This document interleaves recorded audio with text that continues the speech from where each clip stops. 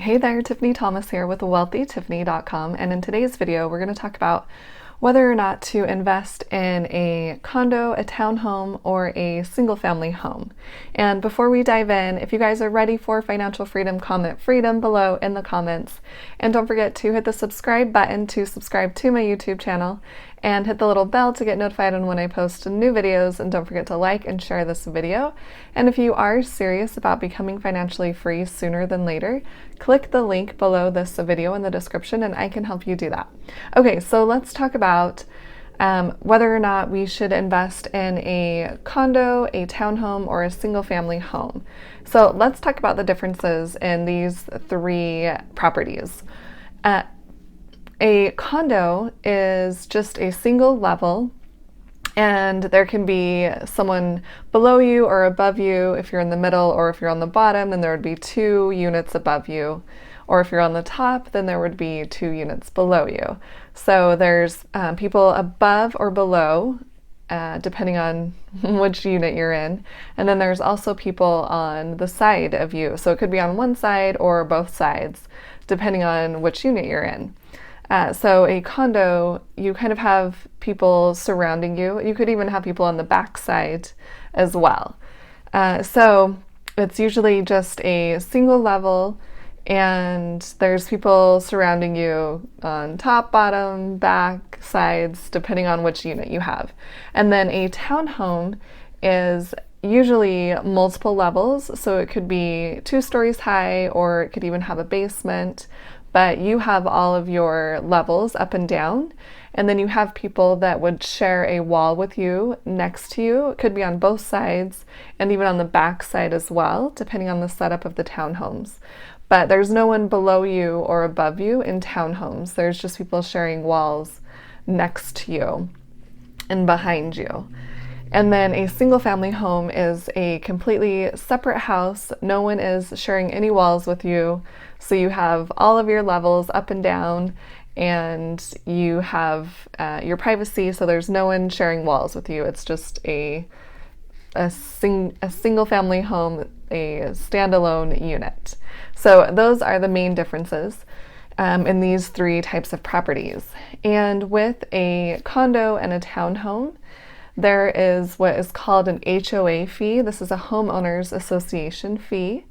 And sometimes single family homes can have this as well. If there's maybe a park that's included, they have the upkeep taken care of the park or the streets, or maybe if it's a gated community, then there could be an HOA with a single family home. It just depends on the neighborhood you're in.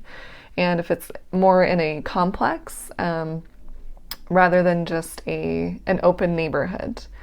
But the HOA fee in a condo and a townhome, this will cover the outside of the buildings. And so if you, have a problem with your roof, that would be covered by the HOA. But if there's a problem inside, like your refrigerator dies or your furnace goes out, that would not be covered by the HOA. So it is things that are outside of your unit, and it could include even mowing the grass or shoveling your driveway and sidewalks. It depends on the association, the HOA, and there are rules and regulations that you get when you purchase a townhome or a condo. So you can see everything that is included in your HOA fee. This is a monthly fee you would pay to the homeowners association. And some of them, could include water or sewer, or trash, or if there's a pool, then it would be the maintenance for the pool.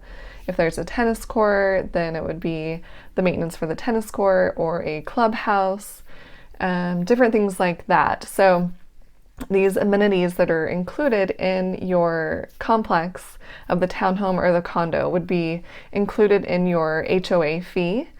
So that is kind of one of the main differences between a condo and townhome versus a single family home, is this HOA fee that you're paying.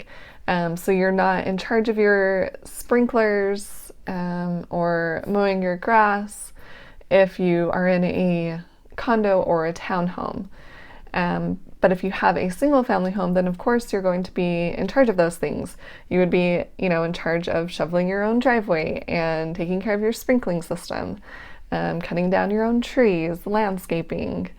If your driveway, if the concrete settles and you need to get that fixed, that would be you that would have to pay for that if you own a single family home without an HOA. And then another difference between these three properties, is the appreciation value. Usually, a single family home is going to appreciate more quickly than a townhouse or a condo. And usually the townhouse will appreciate more quickly than the condo. So if you are looking to sell your property sooner than later, then you would want to keep that in mind, that the single family home is going to appreciate. So it's going to go up in value more quickly than a townhome or a condo would. And I have actually purchased all three types of these properties. My first property that I lived in was a townhome. And the reason I purchased a townhome was because I didn't want to have to worry about taking care of the yard, doing any landscaping. So I wanted to just have a really easy property to take care of where I just maintained what was inside of the property. And I was okay sharing walls with people. And I don't have a family, so I didn't have kids that would need space to play in the yard or things like that. So it worked really well for me as a single woman. And then I could also get roommates, which I did. So I picked out a townhouse that had 3 bathrooms. It was actually 3.5 baths and 3 bedrooms. So I could get roommates. We could all have our own bathrooms, which is super great with females living together. And I was okay paying the HOA fee because I didn't have to take care of any of the shoveling or any of the yard work. So that for me was ideal. I liked that idea. So that is why I purchased my first property as a townhome. And then I purchased a condo for my first actual rental property, just strictly as a rental. And the reason I did this, I wanted to just kind of start small with a rental. And so I didn't want a single family home. I didn't want a large house to have to take care of. And once again, I wouldn't have to take care of the yard or fix any sprinklers, or get a new roof, things like that. And I wanted to, get a feel for what it was like to have an actual rental property. So I ended up choosing a condo, and it's been working out great. I absolutely love it. It has high cash flow, and I'm not concerned about the appreciation value because I plan on holding it for the long term. So a condo was a great way to get me started in investing in real estate just for a rental property. And then my third purchase was another townhome, and I ended up moving into this place.